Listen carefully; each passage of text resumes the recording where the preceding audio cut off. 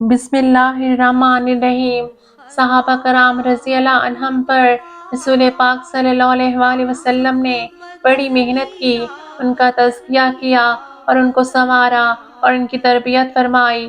نبی صلی اللہ علیہ وآلہ وسلم نے دنیا سے جانے سے پہلے ہر صحابی رضی اللہ عنہ کو کسی نہ کسی نبی علیہ السلام کے کمالات کا وارث بنا دیا، اور ساتھ میں غور طلب بات یہ ہے کہ اللہ نے ان کے ایمان کو معیار بنا کر پیش فرمایا۔ چنانچہ سورہ البقرہ آیت نمبر 137 میں ارشاد فرمایا، پس اگر یہ کافر لوگ اس طرح ایمان لائے جس طرح کہ تم ایمان لائے ہو تو یہ ہدایت پا جائیں گے۔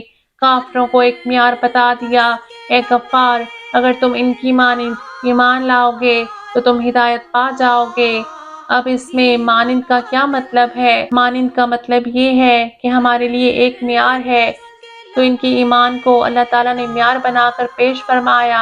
یہ صحابہ کرام بڑے عظیم لوگ تھے، اللہ تعالیٰ نے ان کا امتحان لیا، آزمایا۔ اب امتحان لینے والے ممتحن کون ہیں؟ اللہ رب العزت کی ذات ہے، اور امتحان دینے والے کون؟ صحابہ کرام رضوان اللہ علیہم۔ اور امتحان کے پرچے کا نام کیا تھا؟ تقویٰ۔ سورہ الحجرات آیت نمبر 3 میں ارشاد باری تعالیٰ ہے، یہ وہ لوگ ہیں جن کے دلوں کا امتحان اللہ تعالیٰ نے لیا تقویٰ کے اوپر۔ تقویٰ کا امتحان تھا۔ صحابہ کرام رضوان اللہ علیہم امتحان دینے والے تھے، اور علیہم بذات الصدور امتحان لینے والے تھے۔ اب یہ اللہ تعالیٰ اور صحابہ کرام کے بیچ کی بات ہے، لیکن اللہ تعالیٰ نے نتیجہ بھی سنا دیا۔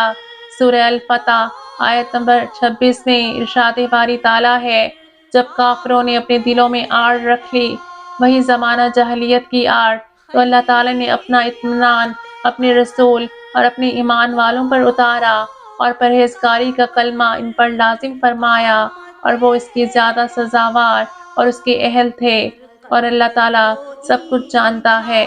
یہاں پر ایمان والوں سے مراد صحابہ کرام رضوان اللہ اجمعین ہیں۔ اللہ تعالیٰ نے ان کو تقویٰ کی بات پر جمائے رکھا، اور اس بات کی زیادہ مستحق تھے، زیادہ اہل تھے۔ یہ بات ان کو سچتی تھی کہ وہ اس امتحان میں اللہ تعالیٰ کی طرف سے نصرت حاصل کریں گے۔ سورہ الحجرات آیت نمبر 7 میں ارشاد باری تعالیٰ ہے، اللہ تعالیٰ نے ان کو کفر و فسق سے نفرت دے دی تھی، اور ایمان پر ان کو جما دیا تھا۔ یہ اللہ تعالیٰ کے مقبول بندوں کی جماعت تھی۔